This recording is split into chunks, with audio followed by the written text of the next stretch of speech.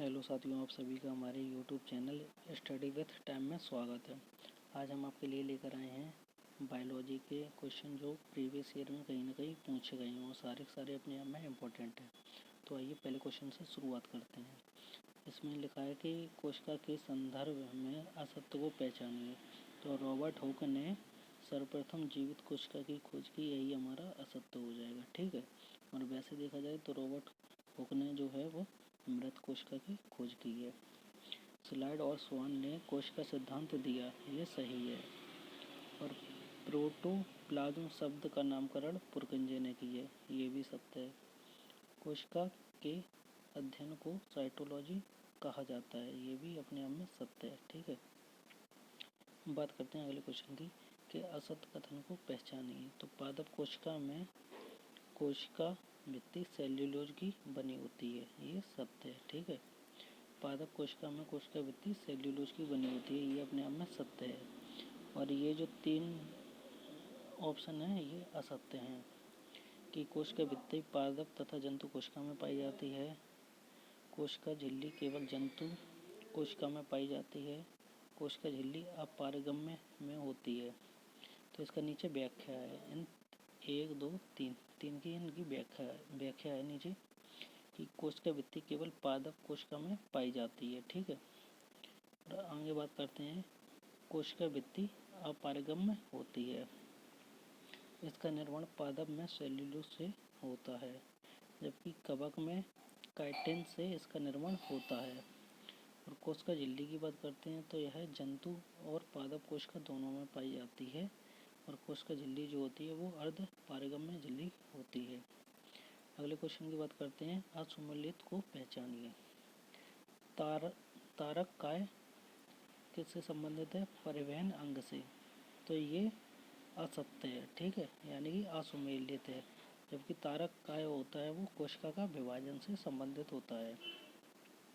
बात करते हैं लाइसोसोम की, यह कोशिका की आत्मघाती थैली है। राइबोसोम की बात करते हैं, यह प्रोटीन निर्माण की फैक्ट्री है। माइटोकॉन्ड्रिया की बात करते हैं तो यह शक्ति गृह है, किसका? ऊर्जा का। ऊर्जा जो है एटीपी में होती है। ठीक है, और एटीपी को क्या बोलते हैं? कोशिका की मुद्रा बोलते हैं, ये इसकी फुल फॉर्म लिखी है। कोशिका का पावर हाउस कैसे बोलते हैं? तो माइटोकॉन्ड्रिया को बोलते हैं। अब दूसरे पेज पे चलते हैं। दूसरे पेज में है कि असत्य को पहचानिए। पौधे पादप और परपोषी होते हैं। ठीक है, तो इसका वैसे सही जो आंसर है यही है कि पौधे उत्पादक और परपोषी होते हैं, ये असत्य है। ठीक है, और जबकि परपोषी की जगह होना चाहिए था सपोषी होता तो ये सही हो जाता, वैसे ये गलत है। तो हरित लवक में मैग्नीशियम पाया जाता है। अगला विकल्प है टमाटर में लाइकोपीन वर्धक पाया जाता है। भोजन पौधे में भोजन का संचय स्टार्च के रूप में होता है, जंतु में भोजन का संचय ग्लाइकोजन के रूप में होता है। बात करते हैं इसके प्रकाश संश्लेषण की। प्रकाश संश्लेषण जो होता है वो भोजन स्वयं बनाते हैं, कौन? पेड़ पौधे, इसलिए ये स्वपोषी होते हैं व उत्पादक होते हैं। बात करते हैं पत्तियों में क्लोरोफिल होना चाहिए, इसके लिए प्रकाश संश्लेषण की क्रिया के लिए क्लोरोफिल में धातु के रूप में Mg होता है, यानी कि मैग्नीशियम। बात करते हैं अगले क्वेश्चन की कि कथन 1 में है जाइलम का कार्य भोज्य पदार्थों का परिवहन है। कथन 2 है फ्लोएम का कार्य जल और खनिज लवणों का परिवहन है। तो ये दोनों गलत हैं, ना तो 1 ना 2 सही है। ठीक है, जबकि इसका जो व्याख्या है वो ये हो जाएगी कि ऊतक पादप ऊतक जो होते हैं वो जाइलम प्लस फ्लोएम दोनों का कार्य करते हैं, और जाइलम में जो होता है वो जड़ों से पानी और खनिज को पत्तियों तक ले जाता है। ठीक है, जाइलम। और फ्लोएम की बात करते हैं तो ये पत्तियों में जो भोजन बना होता है उस भोज्य पदार्थ का परिवहन करता है। बात करते हैं अगले क्वेश्चन की कि असत्य को पहचानिए। मनुष्य की सबसे बड़ी ग्रंथि थायराइड ग्रंथि है, ये अपने आप में क्या है, असत्य है। वैसे होना क्या चाहिए था, यकृत। ठीक है, तो ये जो क्वेश्चन है वो असत्य लिखा है, जो ब्लू कलर से लिखा है वो असत्य है। इसका वैसे सही आंसर थायराइड की जगह होता है यकृत। तो ये जो लाइन होती वो हमारी सत्य हो जाती, तो इस वजह से ये क्या होगी, असत्य। अब नीचे जो दे रखे हैं ये सारे सत्य वाली हैं। ठीक है, कि मानव शरीर का सबसे कठोर पदार्थ क्या होता है, एनेमल होता है।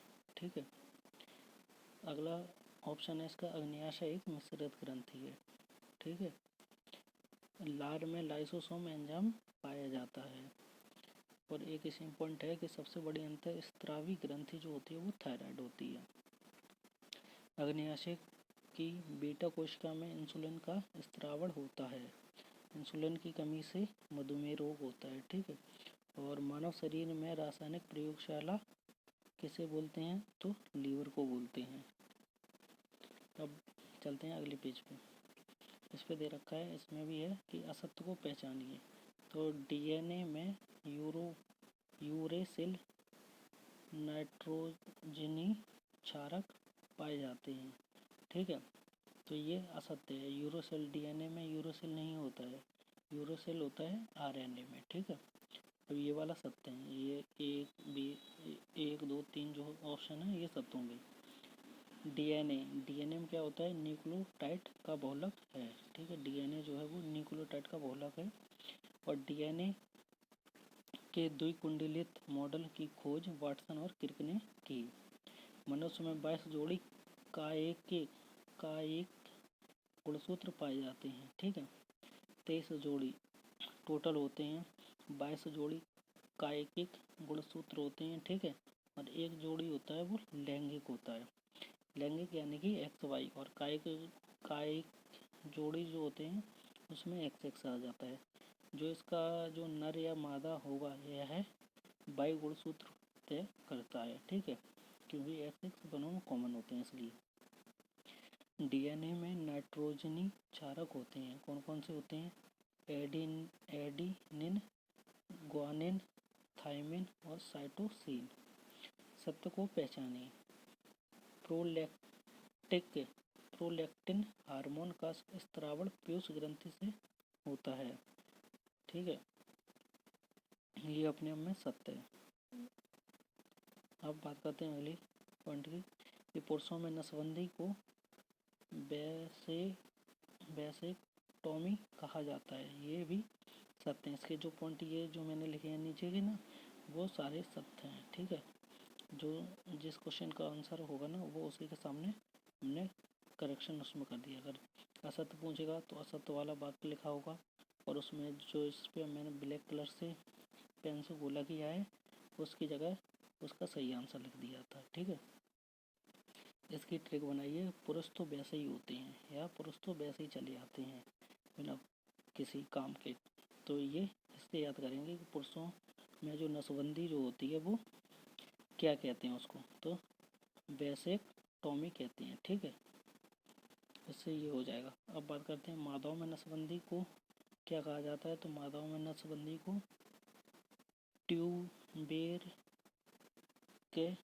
ट्यूबेरक्टोमी कहा जाता है। क्या कहा जाता है, ट्यूबेरक्टोमी कहा जाता है।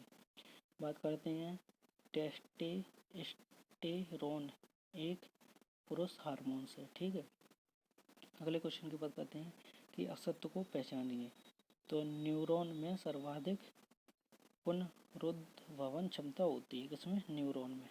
तो ये गलत है। ठीक है, यही आंसर हमारा असत्य है, क्योंकि न्यूरॉन जो होता है वो न्यूरॉन में सर्वाधिक पुनरुद्भवन क्षमता नहीं होती है, जबकि वो किस में होती है, लीवर में होती है। लीवर यानी कि यकृत में सर्वाधिक पुनरुद्भवन क्षमता होती है। ठीक है, यह पाई जाती है। बात करती है पीनियल ग्रंथि को जैविक घड़ी कहा जाता है। प्रमस्तिष्क मस्तिष्क का सबसे बड़ा भाग होता है, और हाइपोथैलेमस भावनाओं को नियंत्रण और ताप नियमन करता है। ठीक है, अब अगला क्वेश्चन है कि असत्य को पहचानिए। निम्न में से कोई नहीं, इसका आंसर हो जाएगा निम्न में से कोई नहीं, क्योंकि ये सभी के सभी सत्य हैं। मानव हृदय में 4 कोष्ठ होते हैं। सीनोएट्रियल नोड को पेसमेकर कहा जाता है। रक्तदाब का मापन स्फेग्नोमैनोमीटर से किया जाता है। मछली में 2 कोष्ठ होते हैं और रक्त परिसंचरण की खोज किसने की है? विलियम हार्वे ने की है। ठीक है, अगर आप सभी को ये वीडियो पसंद आया हो तो प्लीज़ लाइक करें, शेयर करें एंड सब्सक्राइब करें। और ये था हमारे बायो का पार्ट 1। इसका जो पार्ट 2 है वो आपको 1-2 दिन में मिल जाएगा। तो ये क्वेश्चन जो हैं सारे के सारे अपने आप में इम्पोर्टेंट हैं और प्रीवियस ईयर के पूछे गए हैं। तो आप सभी से अनुरोध है कि आप सभी इस वीडियो को अच्छे से देखें और बहुत ही सारे इम्पोर्टेंट अच्छे क्वेश्चन हैं। और चैनल को प्लीज़ सब्सक्राइब ज़रूर करें और शेयर भी करें अपने फ्रेंडों के पास, जिससे कि उनके पास भी ये सब पहुंच सके। ठीक है, धन्यवाद।